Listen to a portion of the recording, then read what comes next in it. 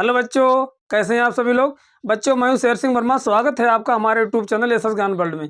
तो बच्चों, आज हम आपके लिए लेकर आए हैं त्रिकोणमिति का एक और नया क्लास, एक्सरसाइज 8.2। आज हम त्रिकोणमिति की अभ्यास 8.2 को कंप्लीट करने वाले हैं।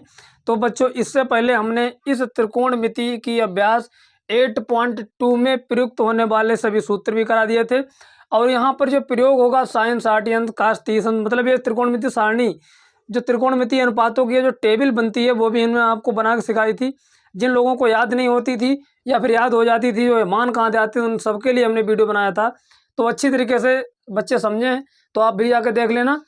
तो आज हम शुरू करते हैं आपके एक्सरसाइज 8.2, क्योंकि इनके मान जो त्रिकोणमितीय अनुपातों के जो मान हैं ये तो आप सीख ही चुके हैं। तो डायरेक्ट शुरू करते हैं प्रश्नावली। तो इसमें पहला सवाल ये है, निम्नलिखित के मान ज्ञात कीजिए। साइन 60 अंश काश 30 अंश, साइन 30 अंश काश 60 अंश, मतलब साइन 60 काश 30 प्लस साइन 30 काश 60। इनके आपको मान ज्ञात करने हैं। कुछ नहीं करना है, बस टेबल आपने सीख लिए बनाना। क्या करोगे, सीधे वहीं से मान उठा उठा के रख दो, बस माने उठा के रखने हैं बस। उसके बाद थोड़ी सी कैलकुलेशन है, बस आ जाता है हमारा आंसर। कैसे, देखो यहाँ पर देख लो पहले।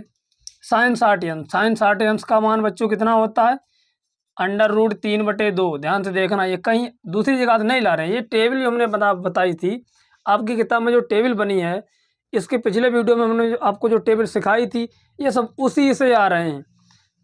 ये इंटू में है, कुछ नहीं है तो यहाँ गुणा का चिन्ह लगा दो। काश 30 अंश, काश 30 अंश का भी मान यही होता है √3/2। हमें तो याद है, आप लोग भी याद कर चुके हो। साइन 30 अंश का मान बच्चों कितना होता है, ये होता है 1/2। ये इंटू में है तो गुणा का चिन्ह लगा दो। काश 60 अंश का मान कितना होता है, ये भी होता है इतना, 1/2। अब देखो जरा, √3 कितना हो गया, √3 की घात हो जाएगी 2, मतलब स्क्वायर हो गया। यहाँ पर 2 दूनी, यहाँ पर हो गया 4, प्लस आगे देखो यहाँ पर एक एक न एक ही रहेगा, और 2 दूनी हो जाएगा 4। अब स्क्वायर से आपको पता है कि अंडर कट जाता है। जब अंडर कट जाता है तो क्या बचा, 3/4 बचा, प्लस 1/4 बचा। समझो, यहाँ से बस कुछ समझने नहीं, ये केवल मान उठा कर रख देने, उसके बाद थोड़ी गुणा भाग कर लेनी है, उसके बाद आ जाता है आंसर। देखो हर सेम है तो बटा में 1 लिख लो। हर 3 प्लस का 1 ऊपर देखो अंश में, तो 3 में कितने होगा, 4 हो गए, बटा 4, 4 एकन 4, 4 एकन 4, कितना आया बच्चों, 1 आया। बस यही हो जाएगा क्या, आंसर। अब देखते हैं इसके बाद इसका अगला सवाल। तो बच्चों, इस एक्सरसाइज 8.2 का जो पहला सवाल है उसमें 5 खंड दिए गए हैं। पहला खंड ये हमने हल कर दिया है, ये अगला खंड लिखा है, उसके बाद 3 खंड और बचेंगे, वो बाद में हल करेंगे। तो देखिए यहाँ पर सेकंड वाला खंड क्या है, 2 tan square 45 plus cos square 30 minus sine square 60 बराबर। देखो 2 tan 45 का मान आपको पता होना चाहिए कितना होता है, हमें तो पता है भाई, एक आपको भी पता होगा, जिनको नहीं पता है टेबल पे जाके देख लो। tan 45 का मान कितना होता है, एक। टेबल हमने बनवाई थी, हमने आपको रटने के लिए नहीं कहा था, हमने कहा था 5-6 जगह पे आप लोग बस देख लो, लिख लो, उतार लो, अपने आप खुद सीख जाओगे। जब 2-4 बार उस टेबल को अपने आप खुद बनाओगे तो वो मान कभी भूलोगे ही नहीं। और हाँ, ये भी मैंने कहा था कि उसके बाद हम सीधे 360 अंत तक के मान आपको याद करवाएंगे, तो इसका भी वीडियो जल्दी ही आपको मिलेगा। तो देखिए यहाँ पर 2 tan स्क्वायर 45, tan 45 का मान बच्चों 1 होता है, स्क्वायर है तो स्क्वायर लगा दो, अच्छा ठीक। प्लस काश 30 का मान √3/2 होता है, सिंपल सी बात, स्क्वायर है तो स्क्वायर लगा दो। माइनस साइन 60 का मान ये भी होता है √3/2, स्क्वायर है तो स्क्वायर लगा दो। देखो यहाँ पे घात 2 लगी है, यहाँ भी लगा दी। बस कुछ थोड़ी गुणा भाग करनी, कुछ करना नहीं होता है, बराबर। देखो 2, अब देखो एक का चाहे वर्ग करो, चाहे घन करो, चाहे वर्गमूल निकालो, इसको कुछ भी निकालो तो एक ही रहता है। तो ये तो रहा 1, मतलब गुणा में 1 रहेगा, प्लस इसका कटेगा √, मतलब इसको लिख सकते हैं √3 का स्क्वायर, और ऊपर से क्या लिख सकते हो, 2 का भी स्क्वायर। इस तरीके से हम लिख सकते हैं, क्योंकि स्क्वायर है तो वो दोनों का स्क्वायर होता है, हर और अंश दोनों का। माइनस यहाँ भी दोनों का होगा भाई, फिर √3 का भी स्क्वायर होगा और 2 का भी स्क्वायर होगा। क्योंकि ये हम थोड़ा बढ़ाया इसलिए दे रहे हैं ताकि आपके अच्छे तरीके से समझ में आए, वैसे तो डायरेक्ट भी किया जा सकता है। तो 2 एकन 2, प्लस यहाँ देखो स्क्वायर से √ का इंथिल, अब नीचे हो जाएगा 2 दूनी 4, मतलब ऊपर बचे 3, नीचे 2 दूनी 4, 2 का वर्ग 4 होता है। माइनस यहाँ भी स्क्वायर से कटेगा √ तो बचे 3। अब यहाँ देखो 2 का भी तो वर्ग था यहाँ पर, अब 2 का वर्ग कितना हो जाएगा, 4। अब समझ लो यहाँ जरा, देखो 3/4 प्लस के हैं, 3/4 माइनस के हैं, तो चाहे तो समझो घट गए, अब चाहे समझो कट गए, वो आपकी इच्छा है क्या समझोगे। तो देखो ये 2 बचे हैं, प्लस का में क्या बचा, इधर 0 बचा, तो यही 2 हमारा हो जाएगा आंसर। तो इतना लिख लो, उसके बाद फिर अगले खंड बताते हैं। अब देखिए बच्चों, आपके एक्सरसाइज का तीसरा सवाल, मतलब पहले का तीसरा खंड देखिए। इसमें क्या पूछ रहा है? इसमें कह रहा है कास 45 अंश बटे सेक 30 अंश प्लस कोसेक 30 अंश। इनका आपको मान ज्ञात करना है। ये इस तरीके से लिखा हुआ है, इसका आपको मान बताना है। तो करना तो कुछ नहीं होता वैसे, बस ये 45 अंश मतलब इन टेबल का जो मान है, त्रिकोणमितीय अनुपातों के जो मान है वो ही रख देने होते हैं, बस गुणा भाग कर लो, थोड़ी अंतर। अच्छा, उसके बाद समझो यहाँ पर कास 45 का मान आपको पता होना चाहिए, कितना होता है? नहीं पता है? 1/√2, बस यही sin 45 का भी मान होता है, ये सेम होता है। ध्यान देना यहाँ पर, ये sin 45 का भी मान यही है, cos 45 का भी मान यही है। अच्छा, और सेम काय में है? और देखो tan 45 का जो मान होता है, cot 45 का भी वही होता है सेम। tan 45 cot 45 का मान 1 होता है, दोनों का सेम। sin 45 का मान 1/√2, cos 45 का वही मान है 1/√2, तो ये भी सेम, ध्यान रखना। उसके अलावा सेक 30 का देखो। अच्छा, एक चीज़ बताओ, सेक 30 का आपको मान नहीं पता है, कोई बात नहीं। काश 30 का पता है? काश 30 का मान कितना होता है? काश 30 का मान होता है √3/2। अब सेक 30 काश का व्युत्क्रम होता है, मतलब सेक 30 मतलब सेक थीटा जो है काश का व्युत्क्रम है, तो ये हो जाएगा 2/√3। अच्छा ठीक, आपको ये काम की चीज़ मिल गई। उसके अलावा कोसेक 30 का मान आपको पता है? नहीं पता है, कोई दिक्कत नहीं। साइन 30 का तो पता ही होगा, तो साइन 30 का निकाल लो, कितना होता है 1/2। अच्छा ठीक, कोसेक जो है वो साइन का व्युत्क्रम है, तो कोसेक 30 का मान देखो फिर। कोसेक 30 का मान कितना हो जाएगा बताओ? ये हो जाएगा केवल 2 ऊपर और 1 नीचे। इतना तो आपको पता ही होना चाहिए। अच्छा ठीक है, बस मान लगा दो। सेक 30 का मान कितना लगाया था, ये लगा दोगे कोसेक वाला ये। तो सेक 30 का मान कितना है? 2/√3। ठीक, थैंक यू, ओके। प्लस का कोसेक 30 का मान कितना है? 2/1, मतलब 2/1 है। एक लिखो ना लिखो कोई फर्क पड़ता नहीं है, लेकिन यहाँ हमको एलसीएम लेना पड़ेगा, यहाँ लिख लो भाई। चलो अच्छा ठीक, तो 1/√2 क्या करोगे? चाहो तो कैंची गुणा करा दो, तो 1 दूनी 2 प्लस 2/√3 यहाँ से आ गया, अब बटा √3 1 √3। अब बच्चों यहाँ देख लेते हैं आगे से, अब समझो इसके बाद कैसे क्या करते हैं। देखिए, ये जो संख्या लिखी हुई है यहाँ बटा के नीचे बटा दिया है, जो मेन बटा होता है, मुख्य बटा, तो उसमें तो क्या करते हैं, उसको गुणा में परिवर्तित कर लेते हैं और नीचे की संख्या को पलट के लिख लेते हैं। कैसे समझो यहाँ से देखो, 1/2 सॉरी 1/√2 लिखा है, गुणा का चिन्ह लगा लो, नीचे की संख्या पलट लो। इस बटा में हमने क्या किया, गुणा में परिवर्तित कर लिया, संख्या सब पलट जाएगी। √3 ऊपर हो जाएगा ऊपर, उसके बाद में 2 + 2/√3 नीचे, 2 + 2/√3 नीचे लिख लिया। उससे अच्छा क्या करोगे, गुणा कर दो ऊपर, √3 1 √3 हो जाएगा। ठीक, बढ़िया बात है। इसके अंदर गुणा करा दो, ये देखो 2 यहाँ से कॉमन भी ले सकते हो, तो √2। अच्छा, यहाँ से क्या कॉमन है, यहाँ से हम 2 कॉमन और ले लेंगे, 2 हमने कॉमन ले लिया, तो क्या बचेगा, 2 1 2 बचा। अच्छा ठीक, यहाँ क्या बचेगा प्लस में, यहाँ बचेगा √3। ध्यान दो जरा, जब यहाँ से 2 देखो, ये तो अलग लिखा है, ये गुणा में अलग, यहाँ से 2 कॉमन ले लो, इन दोनों में से 2 कॉमन ले लिया, तो यहाँ बचा 2 1 2 1 बचा, यहाँ बचेगा √3। अच्छा ठीक, उसके बाद इस 2 को इधर लिख लो, उस 2 √3 को उधर लिख लो। √3 हमने 2 को क्या किया, इधर लिख लिया, √3 को हम 2 को हमने अंदर कर दिया, तो 1 + √3। अब यहाँ से आगे समझो क्या करोगे, अब √3, अच्छा इसकी अंदर गुणा करा दोगे, √2 की अंदर गुणा कराओगे, 2 तो बाहर रहने दो ऐसे, √2 की जब अंदर गुणा कराओगे तो ये हो जाएगा √2 प्लस √2 की जब 3 गुणा कराओगे, ये हो जाएगा √2 × √3। ब्रैकेट बंद कर दो भाई, क्या करोगे अब √3 अब बटे 2। अब जरा समझो यहाँ से, जब तुम गुणा कराओगे तो यहाँ कितना बचेगा, यहाँ होगा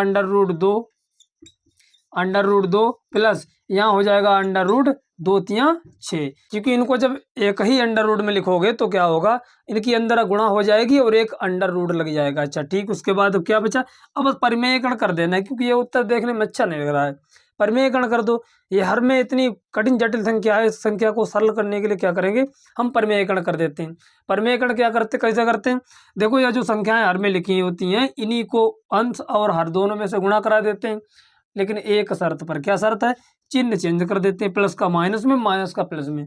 चलो अब आगे यहाँ से देख लो, बस परिमेयकरण करा देना आपको, बस कैलकुलेशन कर दो, बस ये तो आंसर तो आएगा। तो √3 ऊपर, उसके बाद क्या करोगे, देखो 2 तो लिखा रहने दो, वैसे इसमें छेड़छाड़ नहीं करनी है, ये √2 और प्लस का अंडर रूट 6, ये भी लिखा रहने दो इसे। अब इसी में गुणा कराओ, ये जो हर दिया गया है अंडर रूट 2 अंडर रूट 6, ये जो वास्तविक संख्या दी गई है इनकी गुणा करा दो। आप क्या कराओगे गुणा, देखो अंडर रूट 2 यहाँ दिया है और माइनस का चिन्ह लगा दो अंडर रूट 6। अच्छा ठीक, बटे में भी यही करो, अंडर रूट 2 और माइनस का अंडर रूट 6, बस यही करते हैं, अंत में गुणा और हर में गुणा। तो इसी से आपको गुणा करा देनी है। चलो गुणा करा के देखो, जो मिलता है वही फिर आंसर। तो अंडर रूट 3 की जब गुणा कराओगे इधर तो क्या मिलेगा, ये मिलेगा अंडर रूट 3 की जब 2 से गुणा कराओगे तो ये मिलेगा अंडर रूट 3 दूनी 6 माइनस, या फिर एक बार देख लो ऐसे ही, अंडर रूट 3 को हम ऐसे लिखा रहने देंगे, अब गुणा में आ जाएगा अंडर रूट 2 और माइनस का अंडर रूट 6। अच्छा ठीक, बढ़िया बात है। नीचे देखो 2, अब ये तो आपको पता है कि ये सूत्र बन गया है, काय का सूत्र बन गया है, ये सूत्र बना है बच्चों a प्लस बी और a माइनस बी, मतलब सेम संख्या जुड़ रही है सेम संख्या घट रही है, तो ये सूत्र बन गया आपको। क्या सूत्र बना है आपका, a प्लस बी और a माइनस बी, ये सूत्र क्या होता है बताओ, ध्यान दो, ये होता है a square minus B square, ये सूत्र होता है ये। अच्छा ठीक, तो एक बार इनको गुणा में, एक बार पहले वाले का स्क्वायर कर दो, एक बार बाद वाले का स्क्वायर कर दो, मतलब ये देखो अंडर रूट 2 है इसका स्क्वायर हो जाएगा, माइनस जो अगला वाला जो b है, b की जगह क्या लिखा है अंडर रूट 6 लिखा है, इसका भी हो जाएगा स्क्वायर। अब स्क्वायर से क्या होगा, अंडर रूट कैंसिल हो जाएगा, 2 का भी कैंसिल होगा 6 का भी कैंसिल होगा, तो अंडर रूट 3 ऊपर बचा है, ऊपर बचा है under root 2 minus under root 6 अंश में, और हर में कितना कितना बचा था वो सब लिख लो। देखो 2 तो बाहर ही लिखे थे, कोई बात नहीं, ये यहाँ से बचे थे 2 माइनस यहाँ से कितने बचे हैं, यहाँ से बचे हैं 6।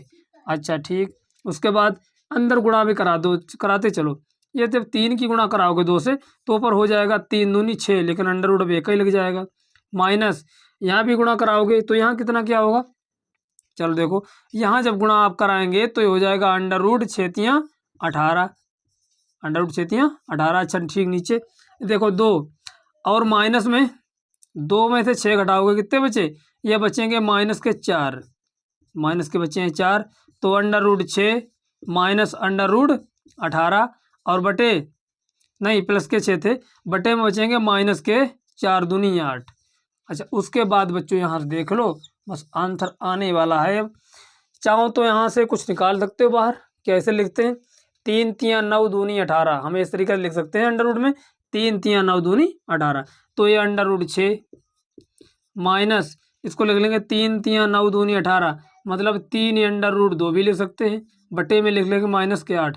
अब ये चिन्ह हर में माइनस है, ये चीज़ अच्छी नहीं लग रही है, तो क्या करेंगे ऊपर भी चिन्ह चेंज कर लेते हैं, या तो माइनस से गुणा करा दो, या फिर क्या करो -1 से गुणा करा दो, या फिर ऊपर नीचे जैसे जैसे आप चाहो वैसे गुणा करा दो। तो देखो यहाँ पर क्या होगा, जब चिन्ह आप चेंज करोगे तो ये 3 अंडर रूट 2 हो जाएगा प्लस का, और माइनस में होगा अंडर रूट 6, अब बटे में 8 हो जाएगा प्लस का, क्योंकि जब आप माइनस से गुणा कराओगे तो नीचे का तो माइनस कैंसिल होगा नहीं होगा, ये तो प्लस का हो जाएगा, ऊपर चिन्ह बदलेंगे, देखो अंडर रूट 6 प्लस का था माइनस का हो गया, ये माइनस का है प्लस का हो गया।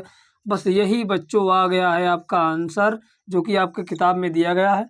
चलो इतना लिख लो, उसके बाद अगला सवाल देखते हैं। अब बच्चों ये रहा अगला सवाल आपकी स्क्रीन पर, जिसके लिए मिलेंगे आपको 4 नंबर। तो चलिए इसको देखते हैं।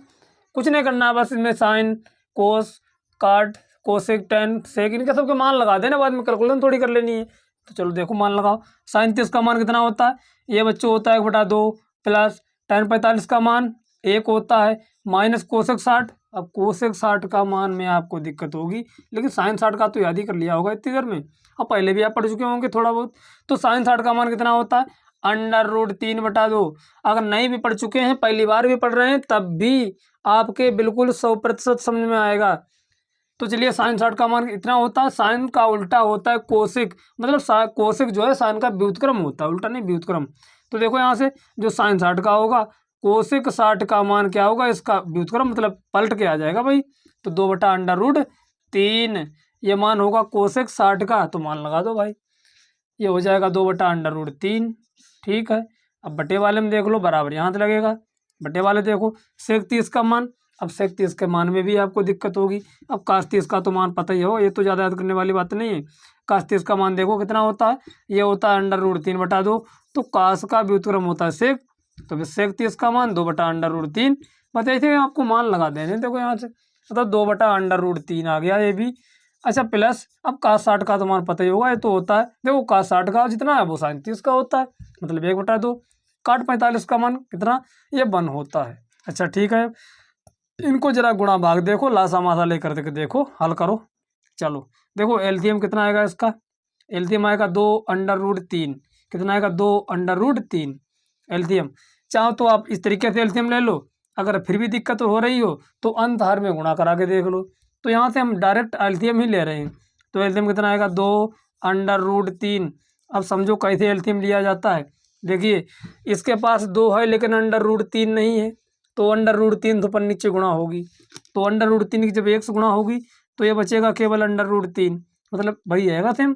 अच्छा ठीक, इसके पास तो कुछ भी नहीं है, ना तो 2 है ना √3 बटे में है, बटे में देखते हैं, ना तो √3 है ना ही 2 है, तो इसके पास दोनों से गुणा होगी। किससे गुणा होगी, 2√3 से गुणा होगी माइनस, यहाँ समझो इसके पास √3 मौजूद है, क्या मौजूद नहीं है, यहाँ पर 2 नहीं बटे में है, तो 2 से गुणा कराओ ऊपर नीचे फिर, तो यहाँ से गुणा कराओगे 2 दूनी 4 हो जाएगा।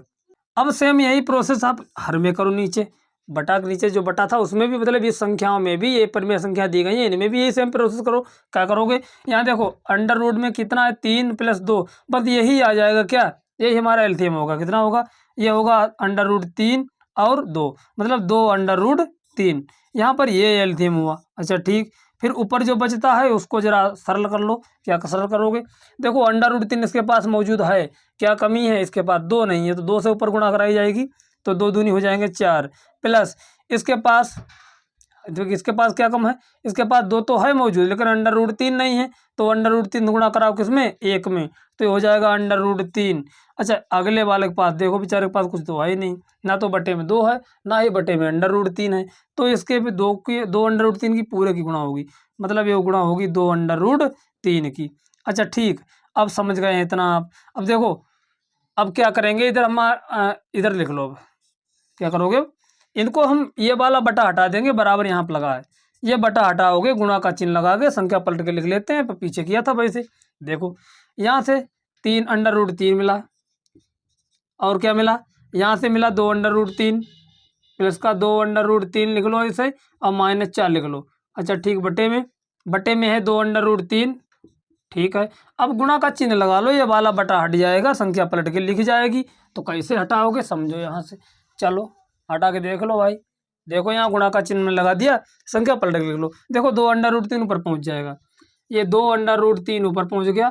बटे में समझो क्या क्या आया, बटे में आया 4 + √3 और 2√3, मतलब जिस तरीके से ये लिखा है हमको, चलो एक बार वैसे लिख लो, 4 + √3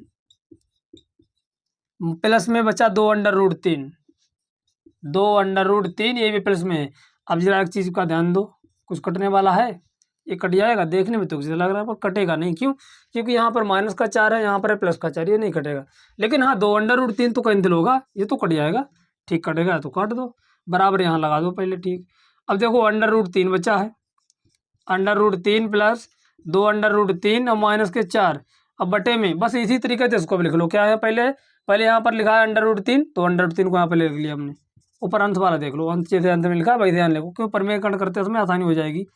ठीक, अब 2√3 है, उसको भी लिख लो, प्लस में है, चिन्ह वैसे रखने हैं जो यहाँ लिखे हैं, चिन्ह नहीं चेंज कर लें, सवाल गलत हो जाएगा।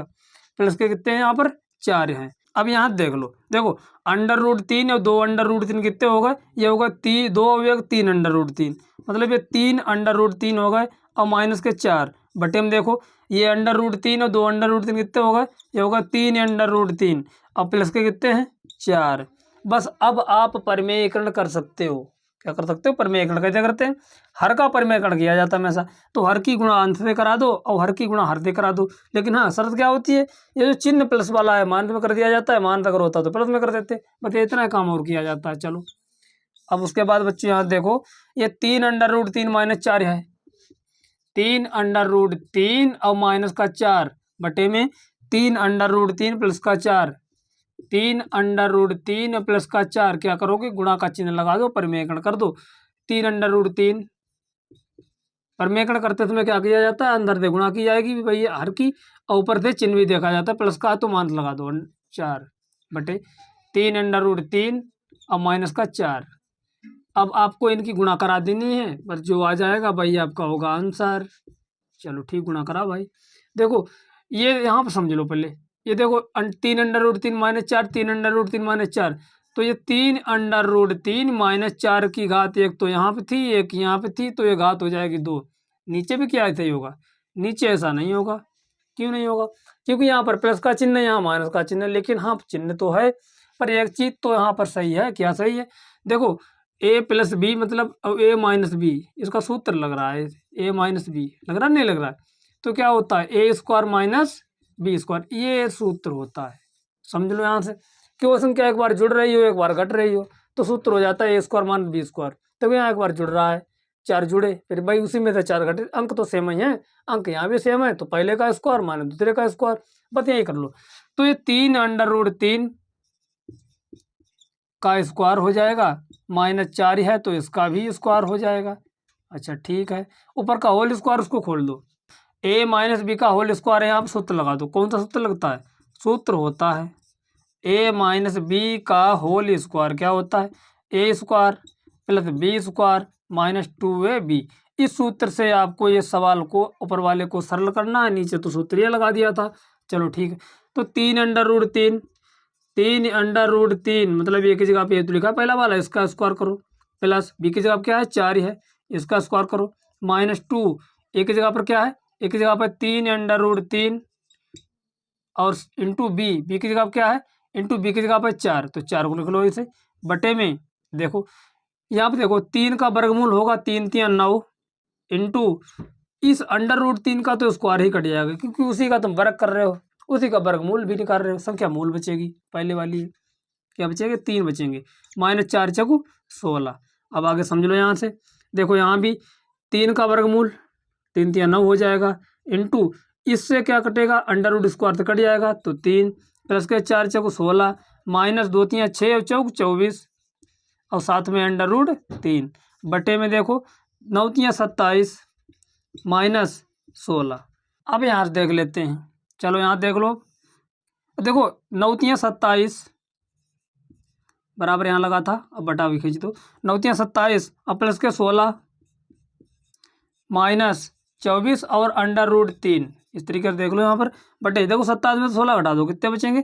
7 में से 6 गया 1 बचा, 2 में से 1 गया तो भी 1 बचा, बराबर ऊपर देख लो 7 और 6 13 और 2 1 3 और 1 4 -24 और √3 और बटे 11।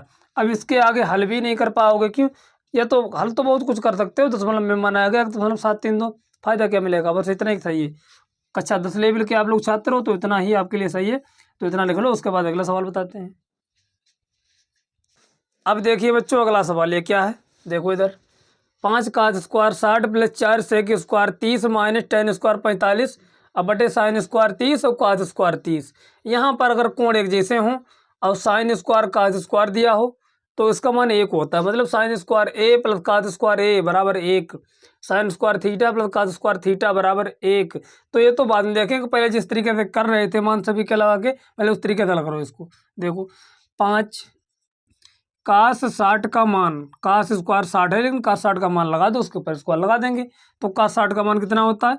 ये होता है बच्चों 1/2, स्क्वायर है तो स्क्वायर लगा दो, प्लस 4 सेक स्क्वायर 30। अब यहाँ जरा समझ लो, देखो सेक किसका उल्टा है? cos का व्युत्क्रम है सेक, तो सेक cos का व्युत्क्रम है, तो cos 30 का मान कितना होता है? cos 30 का मान होता है √3/2, तो फिर सेक 30 का कितना होगा? सेक 30 का होगा 2/√3, क्योंकि इसका क्या है ये व्युत्क्रम है।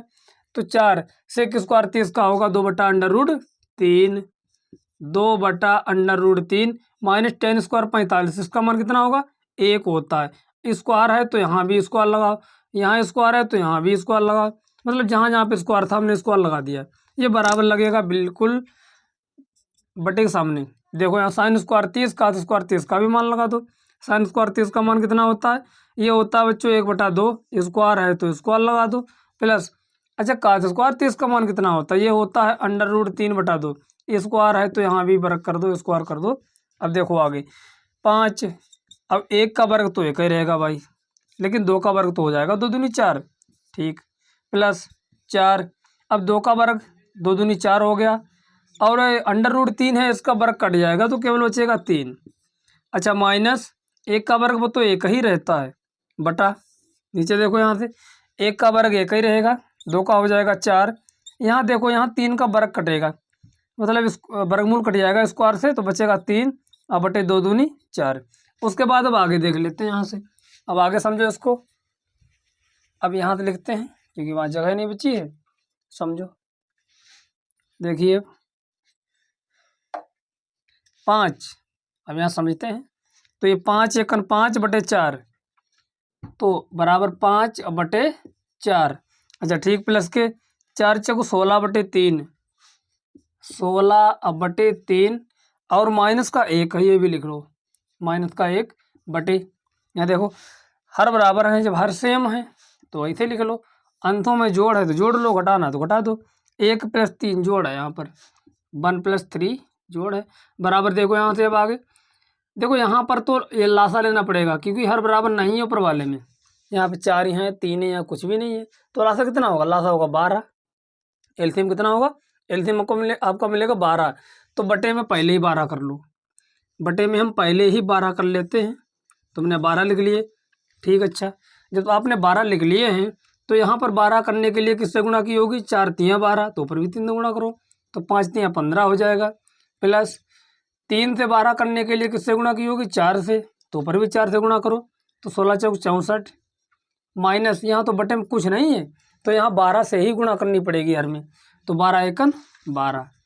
अब इतना हो गया। अब यहाँ आगे समझो, ये बराबर यहाँ पर रहेगा, 3 और 1 4, अब बटे 4। अब 4 बटे 4 वो तो कैंसिल हो जाएगा, क्या बचे? 4 एकन 4, 4 एकन 4। अब देखो यहाँ से 15, अब यहाँ घटा दो, 4 में से 2 गए, कितने बचे? 4 में से 2 गए, 2 बचेंगे। अब 6 में से 4 1 गया, कितने बचे? 6 में से 1 घटाओगे तो 5 बचेंगे, अब बटे 12। अब 1 का तो मतलब ही नहीं, लिखो ना लिखो कोई दिक्कत नहीं। अब इनको जोड़ लो, 5 और 2 7, अब बटे 5, 5 और 2 7, और 5 और 1 6, 67 बटे 12। तो ये हो गया है आपका आंसर। इस तरीके से आप आंसर निकाल सकते हैं। अब देखिए बच्चों अगला सवाल। अगले सवाल में विकल्प दिए गए हैं, सही विकल्प चुनिए और अपने विकल्प का औचित्य दीजिए। तो आपको इसमें तो सही विकल्प चुनना है। जो 4 विकल्प दिए गए हैं, हमने यहाँ पर 2 खंड लिखे हैं, मतलब कि इसमें 4 सवाल 4 खंड दिए गए हैं, लेकिन अभी हमने यहाँ पर 2 लिखे हैं। 2 कॉल करने के बाद अगले 2 आपको समझाएंगे। तो पहले वाले में है 2 tan 30 बटे 1 + tan² 30। इसके 4 विकल्प ये दिए गए हैं। इसका अगला खंड क्या है? 1 - tan² 45 और 1 + tan² 45। इसके भी 4 विकल्प दिए गए हैं। तो अभी हम इस समय इसका पहला वाला खंड हल कर रहे हैं, पहला खंड हल कर रहे हैं, फिर अगला करेंगे, उसके बाद 2 बचेंगे, वो भी कर देंगे। चलो देखो यहाँ से हम यहाँ पर लिख लेंगे सोल्यूशन। सोल्यूशन माने हल। अभी हम हर का हल कर रहे हैं, क्या कर रहे हैं? हल। दूसरे का पहला खंड भी कर रहे हैं। दूसरे का पहला खंड क्या है? ये है 2 tan 30, मतलब 2 tan 30 अब बटे 1 + tan² 30, 1 + tan² 30। हमको क्या करना है? मान लगा देने, बस मान लगाओ, उत्तर पाओ। मान याद होने चाहिए। इसके लिए हमने टेबल भी बनवाई थी, आपकी किताब में भी बनी होगी। मान आपको रट लेने हैं, याद कर लेने, नहीं तो टेबल बनाना सीखो। इसके पहले वाला वीडियो इसी पे हमने बनाया था। तो 2 tan 30, यहाँ से 2 बराबर, देखो यहाँ से 2 tan 30 का मान, tan 30 का मान कितना होता है? देखो tan 30 बराबर होता है sin 30 बटे cos 30। ये क्या होता है? sin 30 अब बटे cos 30। अब tan का नहीं मालूम है, sin cos का तो पता ही है। sin 30 का मान कितना होता है? 1 बटा 2। cos 30 का मान ये होता है √3 बटा 2। 2 से 2 कैंसिल, क्या आया? 1 बटा √3 आया। तो इतना तो आप जानते ही हैं tan 30 का मान निकालना। तो tan 30 देखो, tan 30 का मान कितना है? 1 बटा √3, ठीक है, बटा 1 प्लस tan 30 का मान कितना भाई? 1 बटा √3, 1 बटा √3। आज देखो जब आप रिवाइज करोगे, प्रयास करोगे, तो अच्छी अच्छी चीज़ें याद हो जाती हैं। ये तो कुछ भी नहीं है। करत करत अभ्यास ते जड़मत हो सुजान, स्क्वायर था, स्क्वायर लगा दो। चलो बराबर, देखो 2 एकन 2 अब बटा √3 बटा, या देखो 1 प्लस 1 का वर्ग तो 1 ही रहता है, √ के हाथ से कट जाएगा क्योंकि उसको अलग लगा है, तो 3 आ गया है, बराबर। और देखो 2 बटा √3, 2 बटा √3 और बटा देखो 1, 3 एकन 3 + 1, 3 + 1 और बटा 3। आगे यहाँ समझ लो, ये जो मैंने रफ्कार किया था इसको ज़रा हटा दें। अब आप समझ भी गए होंगे, इसका काम भी कुछ नहीं है। अब आगे यहाँ देख लो ज़रा, देखो 2/√3, 2/√3 ये बराबर यहाँ पे लगता है 2/√3 अब बटा, देखो 3 और 1 4 अब बटा 3 बराबर यहाँ रहेगा। उसके बाद क्या करोगे, संख्या को पलट के लिख लो क्योंकि बटा के नीचे बटा लगा है। तो 2/√3 गुणा का लगा लो चिन्ह, ये वाला बटा खत्म, इसकी जगह गुणा लगा लो, संख्या को पलट के लिख लो। तो 3/4 कुछ कटेगा, कट जाएगा, 2 एकन 2 और 2 दूनी 4। अच्छा और देखो इधर से 3 एकन 3, मतलब 3 अभी ना काटो तो कोई दिक्कत नहीं, इतने काट लो तो बराबर बचेगा है। यहाँ पर 3 एकन 3 बचा है और बटा में क्या बचा है, 2/√3 बचा है, बटा में बचा है 2/√3। अब ये 2/√3 अगर डायरेक्ट काट दें तो कुछ बच्चों को समझ में आएगा, किसी किसी को नहीं आएगा। तो ये जरा हम समझो, हम 3 को ये भी लिख सकते हैं √3 और इंटू √3 और बटा में 2/√3। ये हमने किसको लिखा, ये हमने 3 को तोड़ लिख लिया, एक काट दो कोई सा, तो बराबर आ जाता है √3/2। अब आप अनुमान लगाओ ये किसका मान होता है। ये मान बच्चों होता है cos 30 का भी, ये मान है क्या का मान है, ये मान cos 30 का भी है तथा यही मान sin 60 का भी है। ये मान का है sin 60 का भी है, ये cos 30 का भी मान यही है, sin 60 का भी मान यही है। अब आपको ये देखना है कि आपका विकल्प कहाँ पे मिल रहा है। इसमें देखो cos 30 है, कहीं कहीं भी cos 30 आपके विकल्प में नहीं है, तो ये तो छोड़ दो, जो मिल रहा है उसी से कम चला लो। sin 60 मिला, हाँ sin 60 मिला, तो यही सही है विकल्प आपका। अगर cos 30 विकल्प में आ जाता तो वो आपका सही था, लेकिन होता इसमें से एक ही, दो नहीं देगा कोई सवाल में, एक ही मिलेगा आपको। इन दोनों में से आपको एक ही मिलेगा, आपका मिला है sin 60, यही आपका आंसर है। क्या आ गया, यही आपका आंसर है। अच्छा इसके बाद अब इसका अगला खंड देखते हैं। अगला खंड भी समझो भाई, अगला खंड क्या है, 1 - tan² 45 बटा 1 + tan² 45। अब हम यहाँ से हल करेंगे अगला खंड, यहाँ लिख लेंगे सॉल्यूशन। कौन से सवाल का सॉल्यूशन, ये दूसरे का दूसरा खंड, इसको भी जरा हल करो। कैसे हल करोगे, देखो ये सवाल है 1 - tan² 45, 1 - tan² 45 और बटे 1 + tan² 45, 1 + tan² 45, बस इसके मान लगा देने। 1 tan 45 का तो मान आप जानते ही होंगे, 1 होता है, स्क्वायर लगा दो। 1 + tan 45 का मान आप जानते हैं, 1 स्क्वायर है तो स्क्वायर लगा दो, बराबर 1, 1 का वर्ग तो 1 ही रहेगा, बटा 1 प्लस 1 का वर्ग वो भी 1 रहता है, तो बराबर देखो यहाँ से। अब 1 में से 1 घटा दो तो कट जाएगा, 0 हो जाएगा, क्या बचेगा 0, नीचे 1 1 2। अब 0 के बटे में कोई संख्या हो वो तो हमेशा 0 ही रहता है, तो बराबर क्या आ गया, 0 आ गया। अब 0 किसका किसका मान होता है, समझो यहाँ से देखो, 0 मान होता है साइन 0 का, ये मान होता है साइन 0 का। उसके बाद cos 90 का भी मान यही होता है, cos 90 का भी यही मान होता है। अब देखो विकल्प में आपको कुछ मिल रहा है क्या, नहीं मिला है। यहाँ पर खुद ही 0 लिखा है, जब 0 पहले ही दे रखा है तो हमें इसमें जाने की ज़्यादा जरूरत क्यों है। वैसे तो 0 हर किसी में आता है, तो यहाँ पर जब पहले ही 0 दे रखा है तो हम यही टिक कर देंगे सीधे, हमको ये निकालने की ज़रूरत नहीं है। हमारा विकल्प डी सही है क्योंकि ऑप्शन आएगा, आपको लगा के देख लेना है कहीं पर। चलो इतना लिख लो, उसके बाद अगला बताते हैं। अब देखिए बच्चों, इसी सवाल के अगले खंड वो क्या क्या है, 2 खंड तो लगवा दिए थे, 2 लास्ट वाले बचे थे। तीसरा क्या है, sin 2a = 2 sin a तब सत्य होता है, sin 2a = 2 sin a तब सत्य होता है जबकि a बराबर है, a क्या है, कोई कोण है। जब कोण a बराबर होता है किसके, 0 अंश के, 30 अंश के, 45 अंश के, 60 अंश के। तो इस सवाल को आप क्या करो, चाहो तो आप ऑप्शन में मान रख रख के देख सकते हो। अब वैसे भी केवल 0 अंश पे ही बराबर होगा, अन्य किसी कोण पे बराबर होगा नहीं, तो हम 0 अंश के बराबर रख देते हैं, वे तो हमारा उत्तर आ जाएगा ठीक।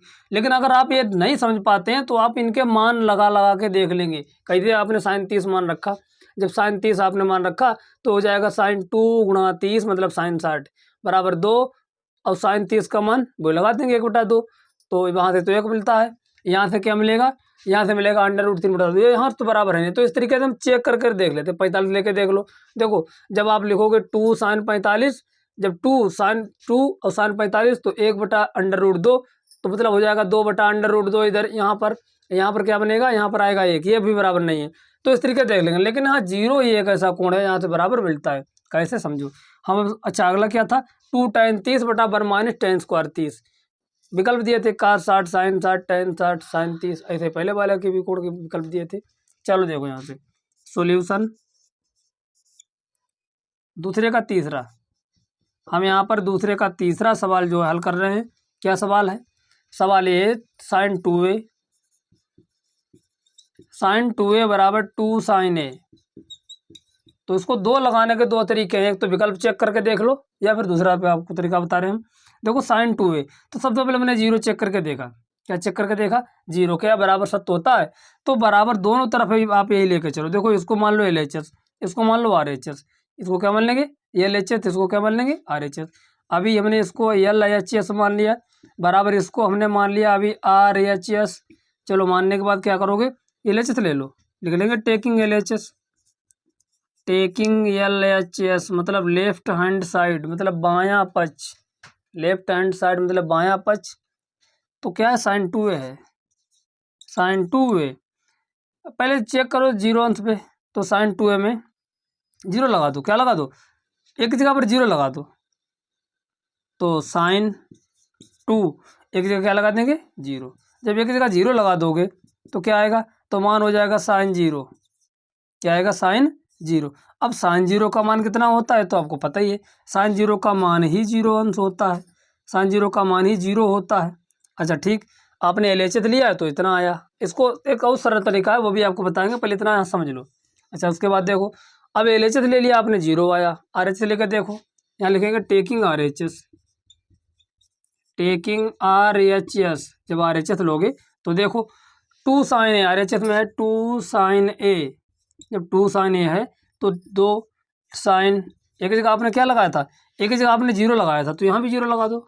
चलो 0 लगा के देख लो भाई, तो 2 बराबर 2। अब sin 0 का मान कितना होता है, sin 0 का मान होता है 0। तो 2 गुणा 0 मतलब क्या आ गया 0।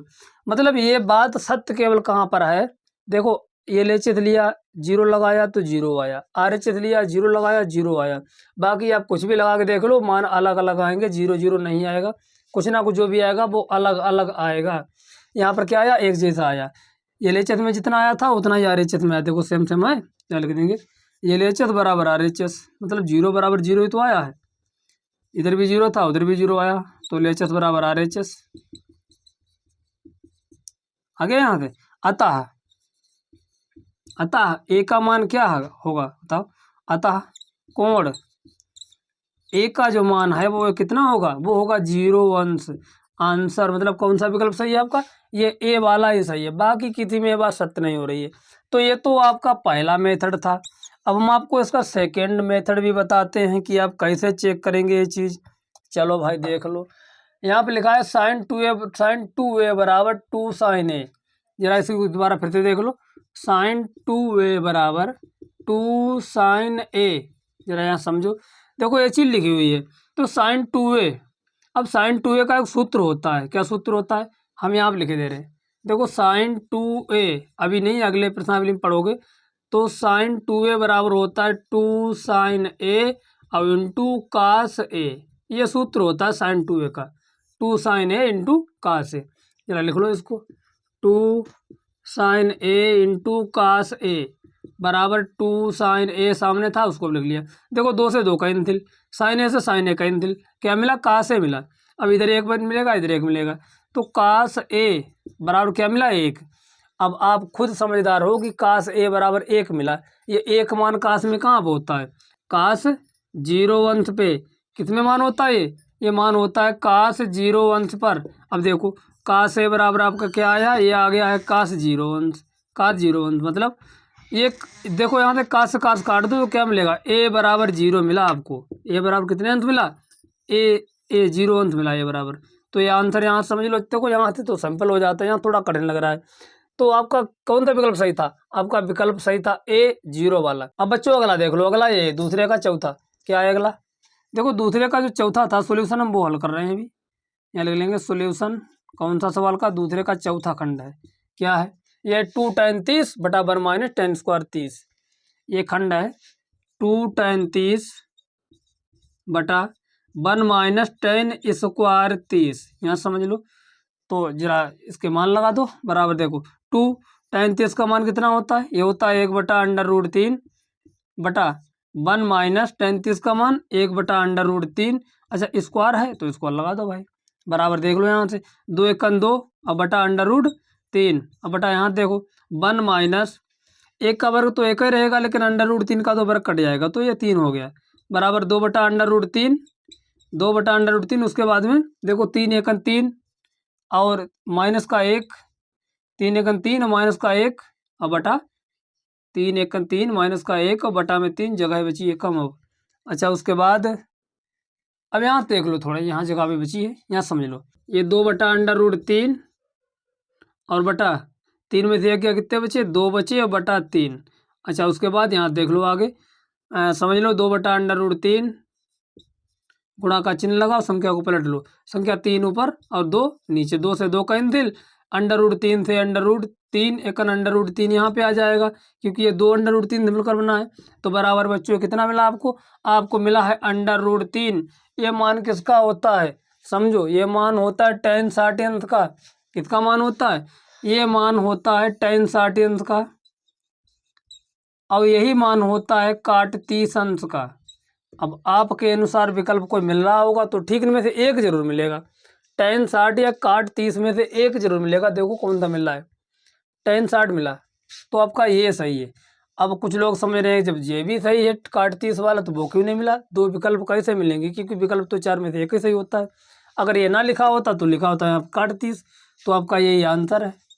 चलो इतना लिख लो, उसके बाद अगला सवाल देखते हैं।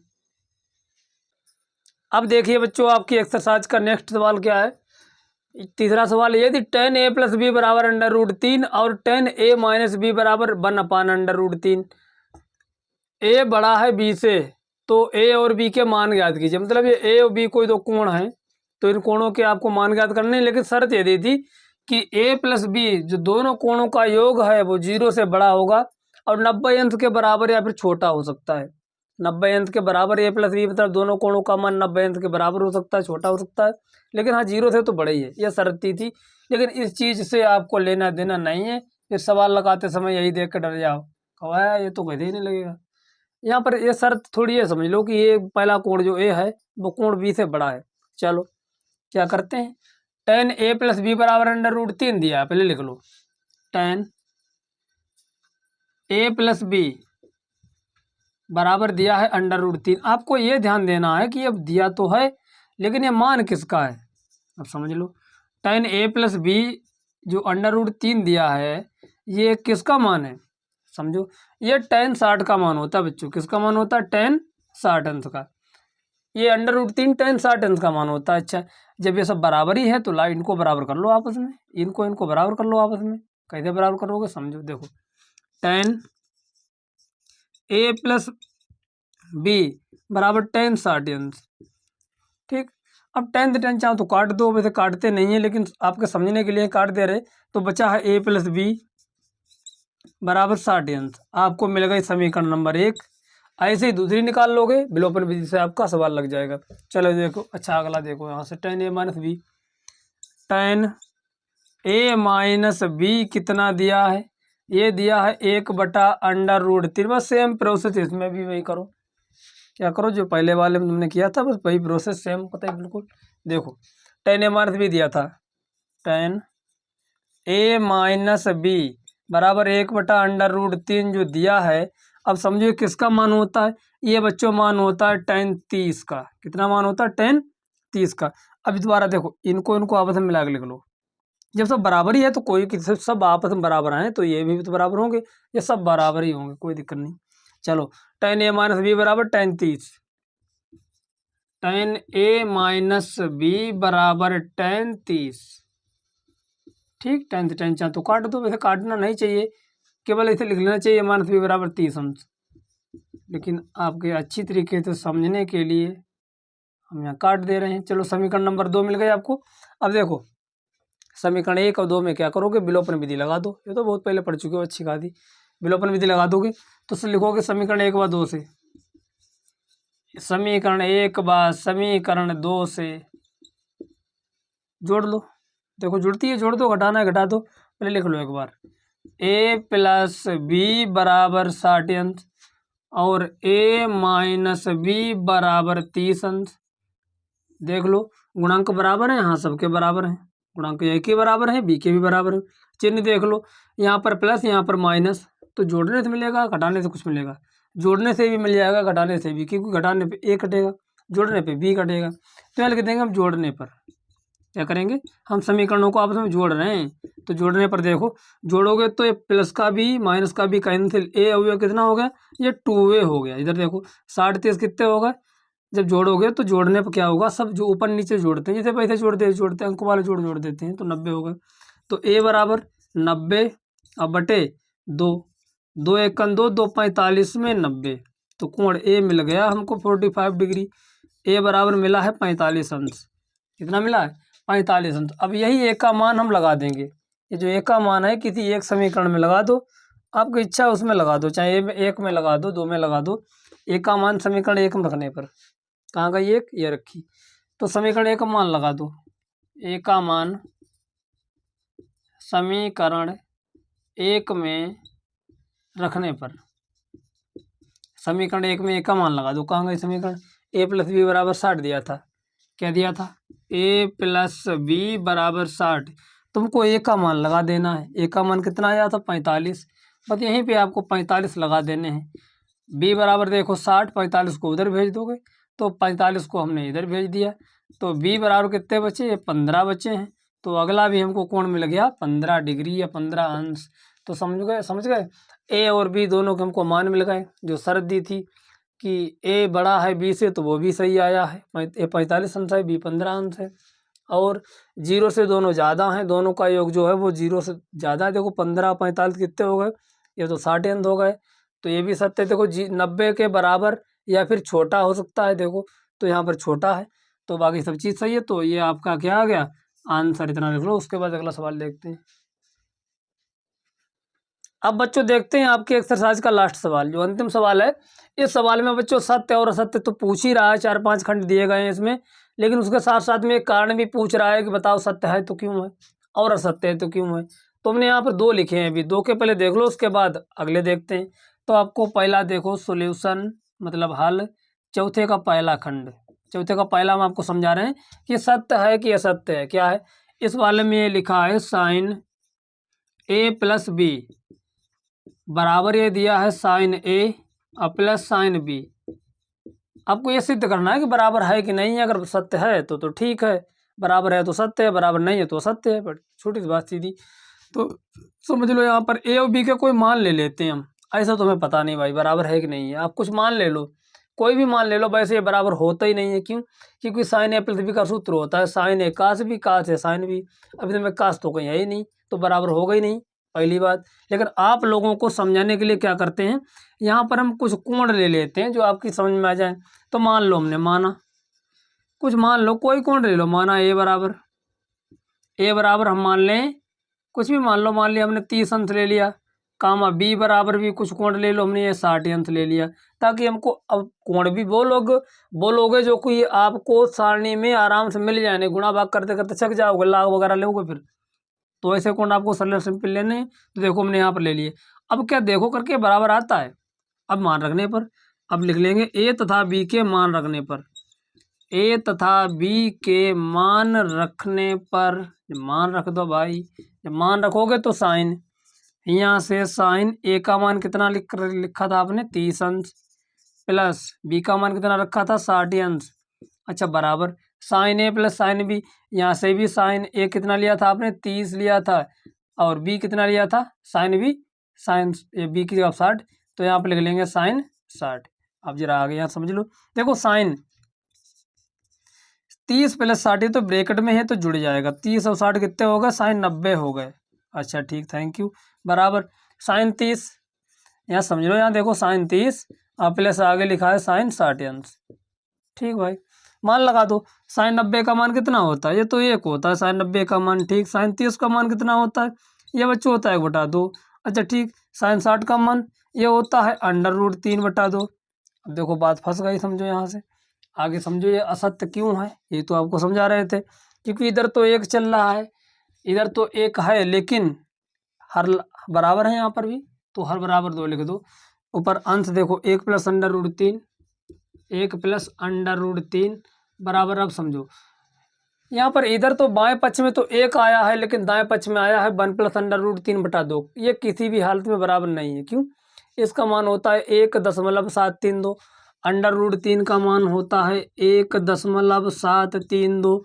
अब एक यहाँ पर 2 हो जाएगा, चलो ठीक है।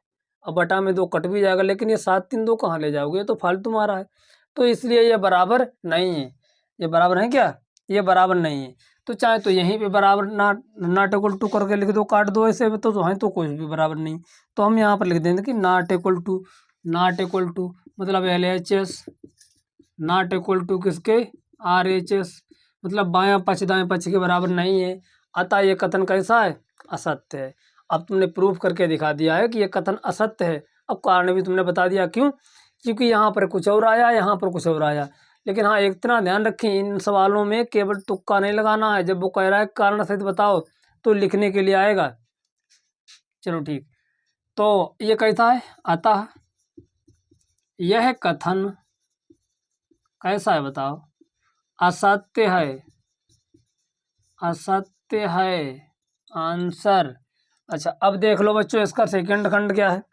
सेकंड खंड जो है वो इसको भी समझ लो। ये क्या कहता है?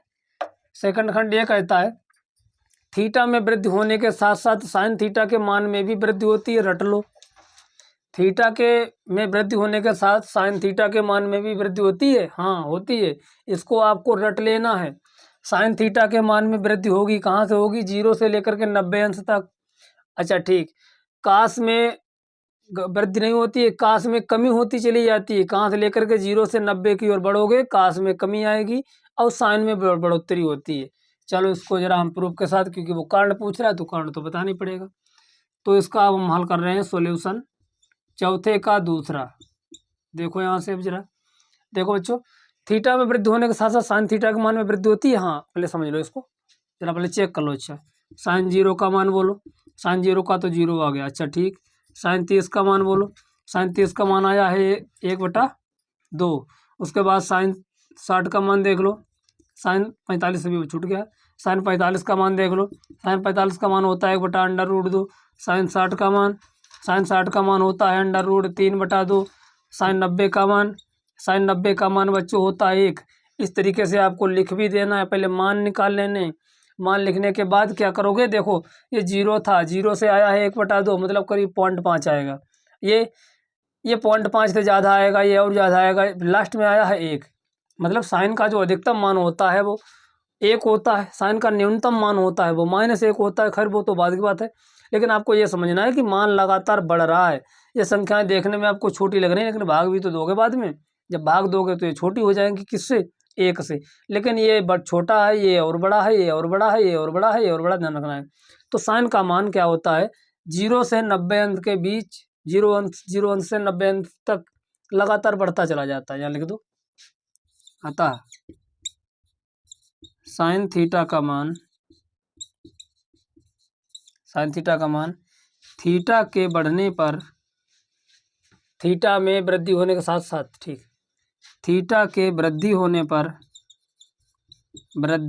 पर बढ़ता चला जाता है। क्या होता चला जाता है? बढ़ता चला जाता है।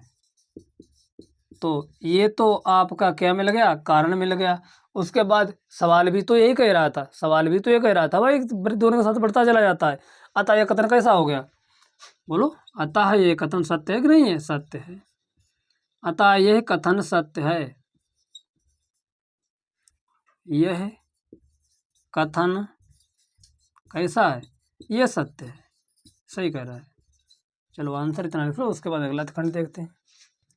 अब देख लेते हैं बच्चों आपकी एक्सरसाइज के लास्ट सवाल के जो लास्ट खंड है 3, वो भी देख लेते हैं। यहाँ पर तीसरा खंड क्या है? थीटा में वृद्धि होने के साथ cos थीटा के मान में भी वृद्धि होती है। ये गलत लिखा है, क्योंकि थीटा में जब वृद्धि करोगे तो cos थीटा का मान कम होता चला जाता है, साइन का मान बढ़ता चला जाता है। चलो फिलहाल, लेकिन वो कह रहा है उत्तर की पुष्टि कीजिए, कारण सहित बताना है, तो वह वो भी करो। तो सॉल्यूशन चौथे का तीसरा खंड हम अभी हल करने जा रहे हैं। क्या है। पहले तो एक बार देख लेते हैं क्या ये मान जो हैं मान घट रहे हैं कि बढ़ रहे हैं। पहले देखो cos 0 का मान, बात cos थीटा की हो रही है, थीटा में वृद्धि होने के साथ साथ cos थीटा के मान में वृद्धि होती है, तो बात cos थीटा की है तो cos थीटा वाले टेबल पहुँचो। देखो यहाँ समझो cos 0 अंश का मान कितना होता है, 1 होता है। अब समझो cos 30 का मान कितना होता है, ये होता है √3/2। उसके बाद cos 45 का मान, ये तो भाई जितना साइन का होता है उतना ही, 1/√2। उसके बाद cos 30 का मान, नहीं सॉरी cos 60 का मान, cos 60 का मान होता है 1/2। अच्छा उसके बाद cos 90 का मान, cos 90 का मान होता है 0। कितना होता है, 0। देखो cos का जो अधिकतम मान वो 1 है, फिर कम ही होता चला जा रहा है, लास्ट में 90 पे पहुँच के क्या हो गया, 0 हो गया। मतलब कोण हम बढ़ा रहे हैं, 0 बढ़ा है, 30 बढ़ा है, 45, 60, 90, लेकिन मान कम हो गया है, लास्ट में तो बिल्कुल 0 हो गया है। अच्छा ठीक, तो यहाँ से क्या निष्कर्ष निकला, यहाँ से निष्कर्ष ये निकला है कि थीटा में जब वृद्धि करोगे तो थीटा में जब वृद्धि करोगे तो cos थीटा में वृद्धि नहीं आएगी बल्कि कमी आती है। तो अतः लिख लेंगे यहाँ से, अतः अब यहाँ समझ लो, अतः थीटा के मान में वृद्धि करने पर, जब वृद्धि करोगे तो क्या होगा, cos थीटा के मान में क्या बढ़ोतरी होगी, में वृद्धि नहीं होती है, में वृद्धि नहीं बल्कि क्या होती है, कमी होती चली जाती है, कमी होती चली जाती है। अतः ये कथन कैसा है, अभी सवाल तो कह रहा था कि वृद्धि हो रही है लेकिन होती तो कमी चली जा रही है, तो अतः ये कथन कैसा है, असत्य है। अतः यह कथन कैसा है, असत्य है। ये सत्य नहीं लिखा है, यह सत्य है, तो ये वाला असत्य है आपका पहला वाला। दूसरा देखो इसका चौथा खंड जो है वो चौथा भी देख लो, क्या चौथा खंड है, ध्यान समझना। देखो थीटा के सभी मानों पर साइन थीटा बराबर cos थीटा, ये भी असत्य है। सॉल्यूशन चौथे का दूसरा, ये भाई साहब क्या कह रहे हैं कि थीटा के सभी मानों पर साइन थीटा बराबर cos थीटा केवल 45 अंश पे ऐसा होता है। 45 अंश पे cos का मान वही 45 अंश पे साइन का मान एक जैसा है, बाकी किसी का मान एक जैसा नहीं है। चाहो तो कोई कोण लेके देख लो, यहाँ पर इन्होंने कहा है साइन थीटा बराबर cos थीटा। चलो एक बार लिख लेते हैं, यहाँ से लिख लो साइन थीटा बराबर cos थीटा। जरा बात को समझ लो, थीटा का मान कुछ ले लो, चलो थीटा बराबर हमने ले लिया, मान लो यहाँ से 30 अंश ले लिया, थीटा बराबर 30 अंश लेके देख लो। जब थीटा बराबर 30 अंश आपने लिया है तो फिर समझो थीटा बराबर यहाँ पर मान लगा दो, तो साइन 30 बराबर cos 30, क्या ये बराबर आएगा, कभी बराबर नहीं आएगा, क्योंकि साइन 30 का मान होता है 1/2 और cos 30 का मान होता है √3/2। ये काट दो, दो से दो चाहे तो 1 बराबर √3, क्या ऐसा संभव है ये बराबर हो जाए, नहीं बराबर, क्यों, क्योंकि √3 का मान होता कितना है, मान देखो 1 बराबर √3 का मान होता है 1.732, अब वो भी चलता रहता है, तो ये असत्य है, मतलब ये बराबर नहीं है, ये बराबर आपस में नहीं है। अतः यह कथन कैसा है, असत्य है। उत्तर की पुष्टि के लिए हमने यहाँ पर जो कारण था वो लिख दिया है, क्या लिखोगे यहाँ पर, समझा दिया है, लिख भी दो अच्छा चाहें। यह थीटा के सभी मानों पर, थीटा के सभी मानों पर, मानों के लिए लिख लो, मानों के लिए sine theta not equal to cos theta. अतः यह कथन कैसा है, अतः यह कथन असत्य है, अतः यह कथन असत्य है। अच्छा ठीक, असत्य तो है, मान लिया यहाँ पर थीटा का मान दिया होता 45 अंश तो सत्य था, क्योंकि तब वहाँ पर बराबर ही होता, साइन 45 का मान कितना होता है, 1/2। ए बराबर 0 अंश पर काटे परिभाषित नहीं है, जरा चेक करो क्या चीज़ सही लिखी है, कोण ए बराबर 0 अंश पर काटे परिभाषित नहीं है। अब बिल्कुल लास्ट खंड या बचा है आपका सॉल्यूशन चौथे का पाँचवा सॉल्यूशन। देखो ए बराबर 0 अंश पर कोण ए दिया है 0 अंश, और मान बात हो रही है काटे की, काटे की बात हो रही है, जरा ध्यान दो, काटे में मान लगा दो भाई, काटे में मान लगाओगे तो काट ए की जगह क्या लिखोगे 0 अंश, तो काट ए ये अनंत होता है, काट 0 का मान कितना होता है अनंत होता है, अपरिभाषित। तो ये इन्होंने बात पहले से सही लिख दी। तो ये क्या होता है, ये अपरिभाषित होता है, मतलब अनंत होता है। अतः ये कथन सही है।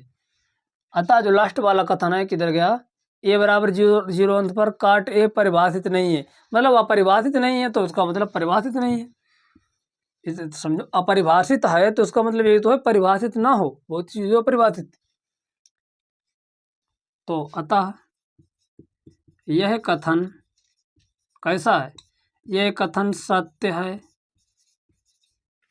इसमें कन्फ्यूजन हो रही होगी आप बच्चों को। देखो परिभाषित नहीं है मतलब परिभाषित नहीं है, यहाँ लिखा अपरिभाषित, तो अपरिभाषित माने ही होता है परिभाषित नहीं है। आ का मतलब होता है ना, केवल अगर परिभाषित लिखा होता तो अलग हो जाता है इसका भाव। अब समझो, ये जो अभी हमने जो खंड कराए हैं इनमें आपको केवल टिक नहीं लगा देना है, सत्य सत्य नहीं बताना, आपको कारण भी बताना होगा अगर एग्जाम में आ जाता है तो बच्चों आज के लिए बस इतना ही। वीडियो को लाइक करें, चैनल को सब्सक्राइब करें और अधिक से अधिक बच्चों को शेयर करें। धन्यवाद।